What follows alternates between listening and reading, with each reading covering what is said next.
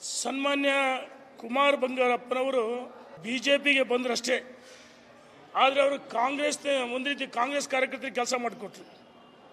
ಸೋತ ಮೇಲೆ ಒಂದು ದಿವಸಕ್ಕೂ ಕ್ಷೇತ್ರಕ್ಕೆ ಸಂಘಟನೆ ಬಂದಿಲ್ಲ.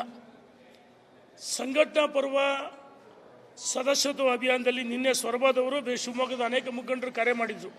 ಸುಮಾರು 60 ಜನ ಯುವಕರು ಓಡಾಟ ಮಾಡಿ ಸುಮಾರು 22,000 ಸದಸ್ಯತ್ವ ಅಭಿಯಾನ ಮಾಡಿದ್ದು 60 ಜನ ಅಲ್ಲಿಯ ಕಾರ್ಯಕರ್ತರು, ಮುಖಂಡರುಗಳು. ಇವರು ಒಂದು ದಿವಸ ಸದಸ್ಯತ್ವ ಅಭಿಯಾನ ಮಾಡಿಲ್ಲ ಮತ್ತು ಭೂ ಸಮಿತಿ ಮಾಡಿಲ್ಲ.